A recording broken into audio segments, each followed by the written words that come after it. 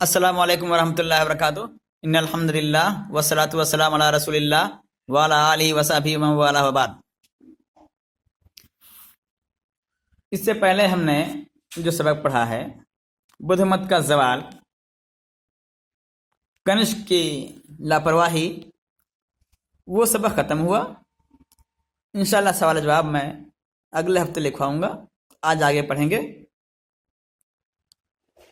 اس سے پہلے والے سبق میں ہم نے پڑھا ہے کہ اشوک کے مرنے کے بعد دھیرے دھیرے بدھ مت میں کمی آتی گئی، لوگ بیزار ہوتے گئے، دھیرے دھیرے کچھ چیزیں ایسی ہوئیں جو راجاؤں کی لاوالی پن کی وجہ سے، اور کچھ برہمنوں کی اجتماعی مظالم کی وجہ سے، اور سازش کے تحت جنہوں نے بدھ مت کی تعلیمات اپنے مذہب میں داخل کر لیں۔ بدھ مت ختم ہو گیا، دھیرے دھیرے ختم ہو گیا۔ تو کہتے ہیں آج پڑھیں گے بسم اللہ الرحمن الرحیم وکرمادتیہ اور برہمنی مت کا احیا یعنی دوبارہ زندہ کرنا۔ تو یہ برہمنی مت یعنی ہندو مت دوبارہ بھارت میں جو ختم ہو چکا تھا بدھ مت کے آگے، وہ کیسے دوبارہ زندہ ہوا؟ تو وکرمادتیہ کہتے ہیں برہمنی مت اور سنسکرت زبان کو پھر سے زندہ کرنے اور ترقی دینے والوں میں پیش یعنی آگے سب سے آگے گپت خاندان کے راجا رہے۔ ایک خاندان تھا گپت خاندان، اس کے راجاؤں نے برہمنی مذہب کو یعنی ہندو مذہب کو اور سنسکرت زبان کو دوبارہ پھر سے زندہ کیا۔ آپ اس کو برہمنی مت سے ہی سمجھیے، برہمنی مذہب، کیونکہ یہ ہندو مذہب کوئی عام مذہب نہیں ہے۔ ہند ایک علاقہ ہے، یہ مذہب کا نام نہیں ہے۔ یہ برہمنی مذہب یہ روس کی جانب سے آیا ہے، قفقاز کے علاقے سے، آپ نے جیسا کہ پہلے پڑھا ہے۔ یہ باہر کے حملہ آور تھے آریہ، انہوں نے حملہ آور کی حیثیت سے یہ داخل ہوئے بھارت میں اور اس پر قبضہ کر لیا، پھر اپنے مذہب کا پرچار کیا ہے۔ تو برہمنی مت اور سنسکرت زبان کو پھر سے زندہ کرنے اور ترقی دینے والوں میں پیش یعنی آگے سر فہرست گپت خاندان کے راجا رہے۔ کہتے اس خاندان کا بانی چندر گپت ہوا ہے۔ کون ہوا ہے؟ چندر گپت۔ یہ چندر گپت موریہ نہیں ہے، یاد رکھے گا، یہ دوسرا چندر گپت ہے۔ کہتے ہیں اس نے 319 عیسوی میں پاٹلی پتر کے تخت پر قبضہ کر کے حکومت شروع کی، یعنی پٹنہ کے تخت پر قبضہ کر کے حکومت شروع کی۔ اس کے حالات زندگی تاریکی میں ہیں۔ کون تھا یہ؟ نہیں معلوم۔ اس کے مرنے پر اس کا بیٹا سمدر گپت تخت نشین ہوا، وہ بادشاہ ہوا۔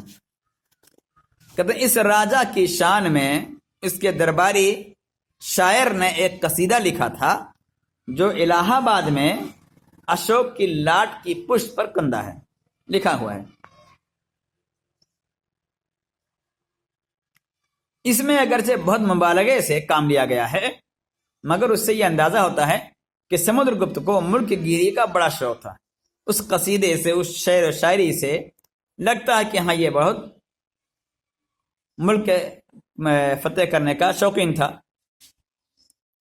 کہتے ہیں اس نے شمالی ہند کے بہت سے ممالک فتح کیا، یعنی نارتھ انڈیا جس کو ہم لوگ کہتے ہیں، اتر پردیش، بہار، جھارکھنڈ وغیرہ، مدھیہ پردیش وغیرہ، اور یہ اتراکھنڈ، ہماچل پردیش۔ تو شمالی ہند کے بہت سے ممالک فتح کر کے اشومیدھ یجنا کیا تھا، اور برہمنوں کو بہت سی گائیں اور سونے کے سکے انعام میں دیے تھے۔ اس نے برہمنوں کی عزت افزائی اور برہمنی مذہب کو ترقی دینے کی بڑی کوشش کی تھی۔ تو تلوار کے زور سے حکومت کر کے، قبضہ کر کے، مار پیٹ کر کے، بدھوں کو زندہ جلا کر کے، تقریباً لاکھوں کی تعداد میں بدھ بھکشوں کو زندہ جلا کر کے، یہ ہندو مت یا برہمنی مت بھارت میں دوبارہ قبضہ جمانے میں کامیاب ہوا ہے۔ اور اسی وجہ سے بدھ مت اتنے مظالم ہوئے، ان ہندوؤں نے اتنے ظلم کیے، برہمنوں نے اتنے ظلم کیے کہ بدھوں کو بھاگ کر دوسرے ممالک میں، جو پڑوس کے ممالک ہیں، فیجی ہے، تھائی لینڈ ہے، برما ہے، لنکا ہے، چین ہے، اور ادھر یہ کیا کہتے ہیں اس کو، جاپان وغیرہ ہے، کوریا ہے، ان سارے ممالک میں بھاگ کر پناہ لینی پڑی۔ تو برہمنوں کی عزت افزائی اور برہمنی مت کو ترقی دینے کی بڑی کوشش کی۔ اس خاندان کا سب سے مشہور راجا سمدر گپت کا بیٹا विक्रमादित्य हुआ है, इसी से विक्रमी सन चलता है। कहते हैं इसके अदल व इंसाफ और हुस्न इंतजाम के मुतअद्दिद किस्से अवाम में मशहूर हैं। खासकर सिंहासन बत्तीसी के 32 किस्से तो बहुत दिलचस्प हैं। ये किस्से अगरचे बनावटी हैं, लेकिन उनसे एक बात का पता चलता है कि यह राजा बिलाशुबा बहुत ही इंसाफ पसंद रहा होगा, वरना इतने किस्से उसकी तरफ क्यों मंसूब होते। जो किस्से बनावटी है, मसनूई है, अल्लाह वाले साहब कितनी हकीकत है, कितना खजाना है इसमें, और इसमें क्या चीज़ें हैं। तो ये तारीख है जो एक अंदाज़ा लगाया गया है एक लाट से, बाकी हकीकत के अल्लाह ताला को है। इसके दौर में फाहियान नामी एक चीनी सयाह हिंदुस्तान आया था। मशहूर सयाह है फाहियान। वह बुद्ध मत का पैरोकार था, वो बुद्ध मत को मानने वाला था। उसने इस गरज से इतना तवील सफ़र इख्तियार किया था, तवील मतलब यानी लंबा सफ़र, चीन से आया था वो, कि बुद्ध मत की तालीमात को असल किताबों से मालूम करके महफूज कर ले और इस मजहब के मुक़द्दस मकामात की ज़ियारत करे। मुक़द्दस मकामात कहाँ हैं? हमारे यहाँ 20-25 किलोमीटर दूर पर लुम्बिनी है, कपिलवस्तु का पूरा इलाका है, हमारे बगल में श्रावस्ती है, सहट महट है, बनारस में के पास सारनाथ का इलाका है, बिहार में गया का इलाका है जहाँ पर उनको ज्ञान हासिल हुआ था। तो उसने हिंदुस्तान के तकरीबन तमाम मशहूर मकामात की सियाहत की और अपना सफ़रनामा मुरतब कर गया, जिससे इस दौर की तारीख मुरतब करने में बड़ी मदद मिलती है। इसने विक्रमादित्य और उसके दौर के इंतजाम की बड़ी तारीफ की है।